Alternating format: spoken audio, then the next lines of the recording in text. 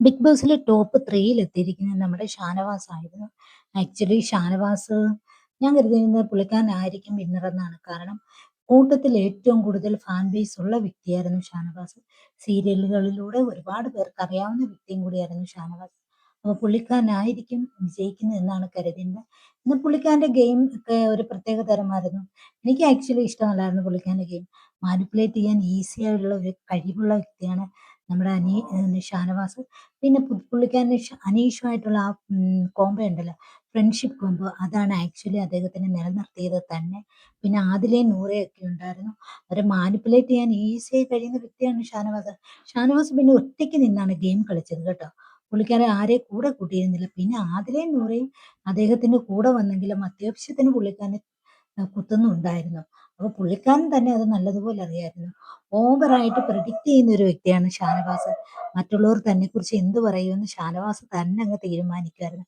പിന്നെ ഗെയിമർ എന്ന രീതിയിൽ നല്ല ഗെയിമാണ് ഷാനവാസ് ഉണ്ടായിരുന്നതെന്ന് തന്നെ പറയണം. ഷാനവാസ് തന്റേതായ രീതിയിൽ ഒരു ഗെയിം കളിച്ചാണ് അവിടെ പോയിക്കൊണ്ടിരുന്നത്. അനീഷുമായി ചേർന്ന് ഫ്രണ്ട്ഷിപ്പ് ഉണ്ടായിരുന്നു എങ്കിലും ഒരിക്കൽ പോലും ആ ഫ്രണ്ട്ഷിപ്പ് വെച്ച് ഗെയിം കളിക്കുകയോ ആ ഫ്രണ്ട്ഷിപ്പിനനുസരിച്ച് രണ്ടുപേർക്കും രണ്ട് രീതിയിലുള്ള അഭിപ്രായങ്ങളായിരുന്നു കേട്ടോ. അല്ലാതെ പിന്നെ കൂടെ പിടിച്ച് അനീഷിനെ കൂടെ കൊണ്ടുപോയി ഫ്രണ്ട്ഷിപ്പ് ഉണ്ടെങ്കിലും താൻ എന്താണോ പറയുന്നത് അതനുസരിച്ച് അനീഷിനെ കൊണ്ടുവരുന്നു ഷാനവാസിന് പറ്റിയിട്ടില്ല. അനീഷ് അത് നിന്നു കൊടുക്കത്തുമില്ല. പിന്നെ ആദിലയും നൂറയും ഏറെക്കുറെ ഷാനവാസിനെ മാനിപ്പുലേറ്റ് ചെയ്ത് കൂടെ കൂട്ടിയിരുന്നു എന്ന് വേണം പറയാൻ.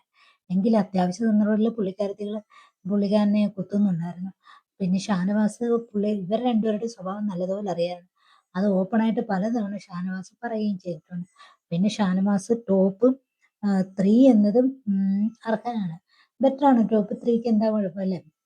അടിപൊളിയാണ്. എല്ലാ ആശംസകളും നേരുന്നു ഷാനവാസിന്. അത് കണക്ക് തന്നെ ഇനി സിനിമയിലൊക്കെ അഭിനയിക്കാൻ പറ്റുന്ന ഒരു ഫേസാണ് ഷാനവാസിന് എന്ന് തോന്നുന്നു. പക്ഷെ അതിനൊരു ചാൻസ് ഇതുവരെ കിട്ടിയിട്ടില്ല. അതിനൊക്കെ ഒരു ചാൻസ് പുള്ളിക്കാരന് കിട്ടട്ടെ എന്ന് ആശംസിക്കുന്നു. നല്ല രീതിയിൽ ഒരു ഗെയിം കളിച്ചിട്ടാണ് പുള്ളിക്കാരൻ പോയത്.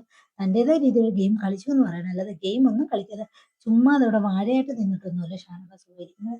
നല്ല രീതിയിൽ അവൻ ഷാനവാസിന്റേതായ ഒരു ഗെയിം കളിച്ചിട്ടാണ് ഷാനവാസ് അവിടെ നിന്ന് ഇറങ്ങിപ്പോയിരിക്കുന്നത്.